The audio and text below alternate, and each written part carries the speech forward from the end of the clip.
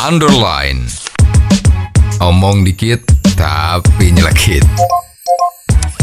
Bersama Om Bob. Temukan di channel YouTube Om Bob Indonesia. Om Bob, banyak negara di Perhimpunan ASEAN berada di bawah tekanan untuk berpihak. Nah, negara-negara ini harus menghindari digunakan sebagai bidak catur oleh kekuatan besar. Bagaimana Om Bob menggarisbawahi masalah ini? Ya, perkataan ini kan dikatakan oleh Menteri Luar Negeri Tiongkok Wang Yi dalam kesempatan bertemu dengan tokoh-tokoh ASEAN di dalam rangka presidential meeting di Bali ya.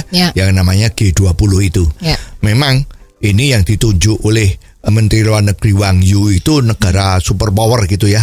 Sebetulnya yang diarah yaitu Amerika. Jadi dia menghimbau agar negara ASEAN Tenggara ini, Indonesia, Malaysia, Vietnam, Kamboja, Singapura, Thailand, Filipina itu jangan mudah, istilah kalau bahasa Jawanya itu bahasa agak kasar ya, itu jangan mau dikadalin oleh Amerika.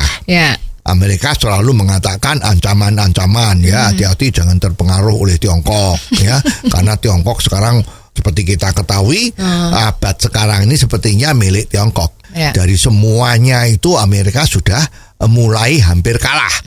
Tahun depan mungkin sudah secara ekonominya kalah. Dan kalau kita melihat berita-berita yang ada di YouTube atau dimanapun itu memang dengan adanya perang dagang Amerika-Tiongkok dan adanya perang Rusia-Ukraina ini, kelihatan sekali bahwa sebetulnya negara-negara Barat itu memang sudah tidak lagi menjadi rising country ya, tapi sudah menuju, istilahnya itu negara yang menuju ke resesi yang berkelanjutan. Ya, tingkat inflasi yang paling gede itu sekarang tidak di Asia, tapi adalah di Amerika dan di Eropa. Kalau kita lihat banyak berita di Amerika itu banyak sekali orang-orang yang bertambah miskin. Orang antri minta makan tuh banyak sekali.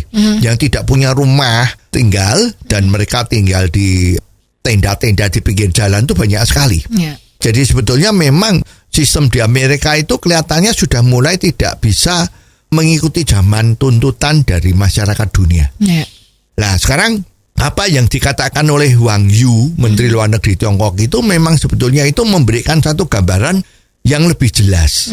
Bahwa Amerika itu takut kalau pengaruh dari Tiongkok itu kepada seluruh dunia, maka hegemoninya Amerika itu menjadi berkurang. Tetapi dia tidak tahu bahwa pendekatan dari Tiongkok itu adalah bukan pendekatan kekerasan. Ya, tapi kalau Amerika itu gayanya adalah gaya ancaman, boykot, blokade. Kalau tidak ikut kemauan Amerika, kirim tentara, ya banyak kan itu.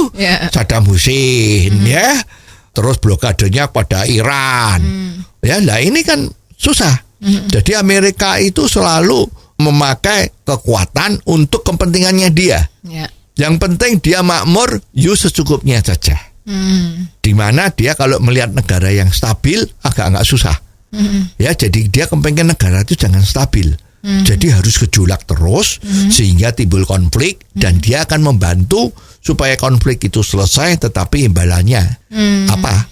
Ya minyaknya kek atau hasil tambangnya kek atau apa-apa itu pasti itu kelihatan dan dia mesti ngirim tentara.